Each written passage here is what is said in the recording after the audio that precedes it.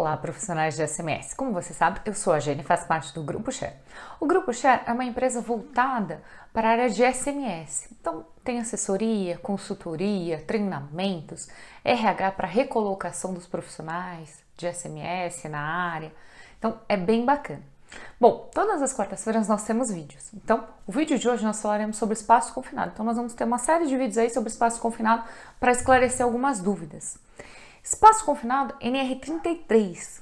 Então, bora lá para a gente ver o vídeo de hoje. Antes da gente começar o nosso vídeo, você já é inscrito ou inscrita no canal? Se não é, se inscreve aí. Se já é inscrito, maravilha, muito obrigado. E dá aquele joinha para dar uma força pro canal e me deixar muito feliz. Bom, falando um pouquinho sobre espaço confinado. Afinal, o que é espaço confinado? Espaço confinado, ele é um local que ele não foi projetado para ocupação humana contínua, ou seja, para permanecer ali. Diferente, por exemplo, do escritório, que o escritório ele foi projetado para a pessoa estar ali, sentada, a iluminação, a ventilação, é tudo adequado para a pessoa trabalhar ali num ambiente tranquilo, agradável. O espaço confinado não, ele é um ambiente não projetado para você estar ali continuamente. Os meios de entrada e saída, eles são limitados, ou seja, é ruim o acesso. Às vezes só tem um bocal de entrada, ou às vezes tem um de entrada e um de saída, mas é pequeno, é restrito.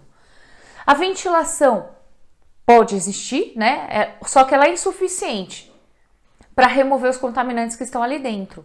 Então, ou seja, você pode até ter ventilação ou não ter ventilação.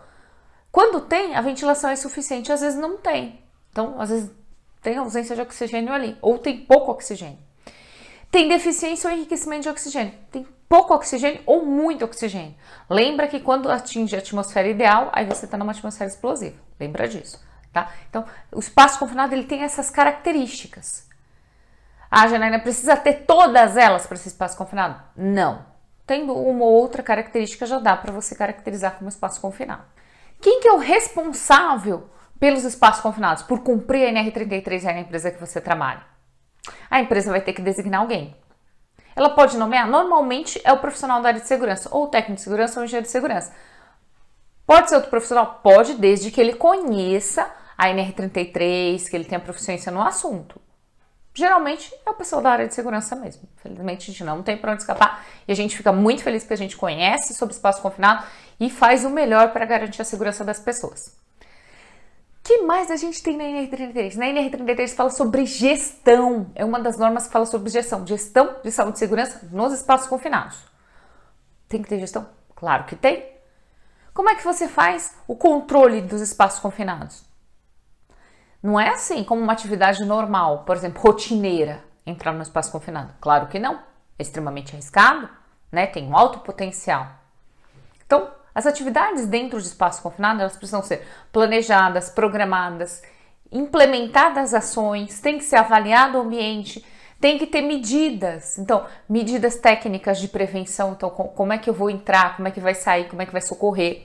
Tem que ter medidas administrativas, procedimentos, por exemplo. As pessoas, então pessoais, quem que vai poder entrar? Será que aquela pessoa tem uma condição física legal, não tem para poder entrar? E outras questões, capacitação também. Mas dá uma olhadinha nas medidas. Você pensa, procedimento. Tem que ter. As técnicas. Então, como é que você vai acessar o espaço confinado? Como é que vai sair? Como é que vai fazer a limpeza do espaço confinado antes das pessoas entrarem para fazer atividade?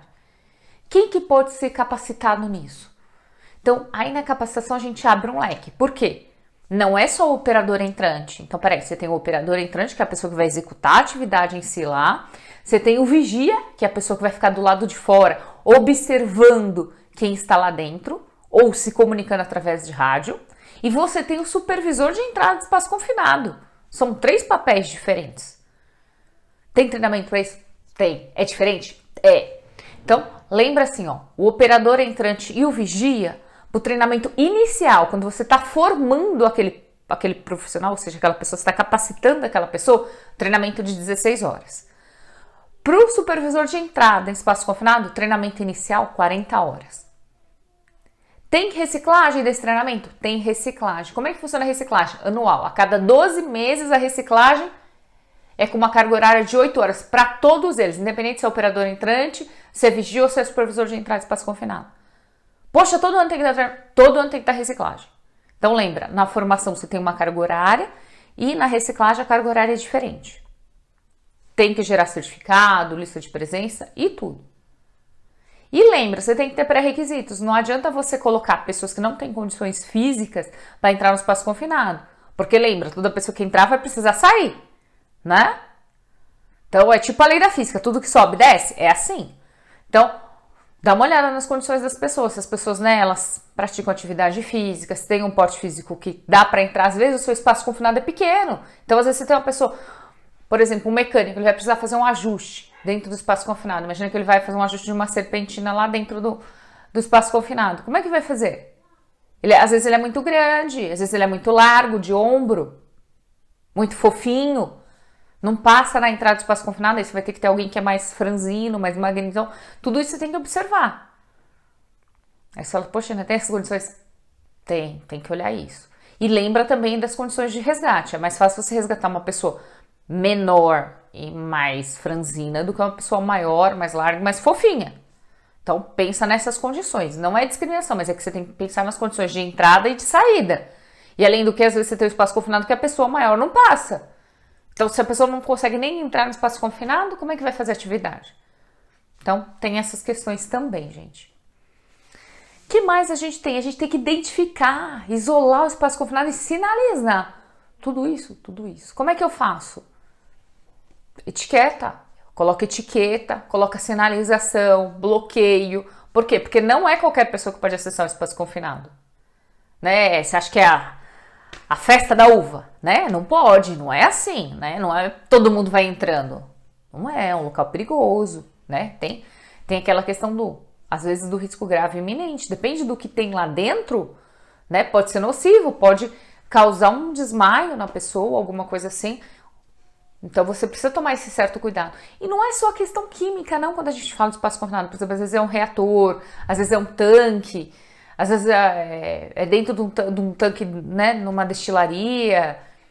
Tem vários produtos. Às vezes não é só produto químico, às vezes tem ausência de oxigênio, que pode causar o desmaio. E se a pessoa ficar desmaiada com ausência de oxigênio, pode ter sequela. Pode ser produto químico? Pode. Mas pode ser, por exemplo, às vezes você está num reator. E às vezes é um reator, ok. Mas não é nada químico, mas tem a questão da temperatura, né? É quente lá dentro. Então, tem que tomar cuidado com tudo isso. Então, tudo isso precisa estar dentro do seu procedimento. Você tem que fazer a avaliação disso. E lembra, você tem que fazer a identificação do seu espaço confinado. Tem 50 espaços confinados, por exemplo. Tem que taguear ou colocar a identificação nos espaços confinados. Tem que saber de qual você está falando. Estou falando do 01A, do 01B, do 01C, né? Ou estou falando do 1, 2, 3, 4, 5. Né? Você que vai ter que dar a identificação para os seus espaços confinados aí, e saber onde fica localizado cada um. E além disso, tem o inventário ainda, né, dos espaços confinados, que é um assunto que a gente vai tratar mais para frente. O que mais tem que fazer? Tem que fazer avaliação e controle de riscos dentro dos seus espaços confinados. Tem risco? Tem. Físico, químico, biológico, ergonômico e mecânico, que seria o de acidente. Essa é uma das normas que traz todos os riscos já, né? Ela menciona todos os riscos. Então, a gente precisa lembrar disso. Então, você tem que olhar não só para o físico, químico e biológico, mas o ergonômico, como é que vai entrar, como é que vai se posicionar lá dentro. Às vezes, como é um espaço confinado, como o próprio nome já diz, às vezes a altura dele ele é baixinho, tem uma altura pequena, a pessoa não consegue ficar em pé, vai ter que trabalhar ajoelhado, sentado, de cócoras. Então, tem essas questões. Tem que fazer avaliação da atmosfera, ou seja, usar o medidor de gases? Precisa, claro. Antes e durante a atividade. Então tem muita gente que avalia só antes, deixa o pessoal lá trabalhar e tudo bem. Não, não é assim. É antes e durante a atividade. Então, lembra que o monitoramento ele é contínuo. Então, durante a atividade toda. Por quê? Porque você precisa garantir a segurança. Então, você precisa garantir as condições, né, de segurança para entrada e de permanência no espaço confinado. E lembre-se, avaliações iniciais devem ser realizadas sempre fora do espaço confinado, ou seja, você vai lá e coloca a mangueirinha lá do equipamento no bocal, desce a mangueirinha, usa, né, a bombinha, tudo, para fazer a avaliação. Né? Nada de entrar sem fazer medição, isso jamais. Tem que testar os equipamentos antes. Então, vai usar o equipamento para fazer a verificação da quantidade de oxigênio que tem lá dentro? Opa, tem que testar o equipamento, fazer o bump test que a gente fala. Então tem que testar. Ah, o pessoal vai entrar com o sistema de armandado, por exemplo, né? Que é com a facial completo, com a full face, né? Ou vai entrar com cilindro. Então, tem que testar para ver se está tudo funcionando direitinho. Você não quer descobrir quando você chega lá embaixo que não está funcionando, né? Eu não gostaria. E garanto que o colaborador também não. Então, tudo que a gente for usar, a gente testa antes. Tá? Os equipamentos de leitura precisa ser aquele de leitura direta. Então, o equipamento que você vai usar para medir, seja a explosividade, oxigênio, tudo, ele tem que ser medição direta. Ou seja, ele tem que apontar para você no visor já a informação. Então, se bater o olho, você já consegue dizer quanto tem de oxigênio ali, se está perto da explosividade, se não está. Além do que ele tem que ter sinalização sonora, tem que ter barulhinho. Muitos têm luminoso e sonoro, mas o sonoro tem que ter, então tem que ter alarme. Não tem jeito. E precisa estar calibrado. Se não tiver calibrado, não vai te servir para nada, né? Não vai te avisar do risco. Bom, esse foi o nosso vídeo de hoje. Eu espero que você tenha gostado. Dúvidas e comentários, deixa aí abaixo. Eu vou ter o maior prazer em responder.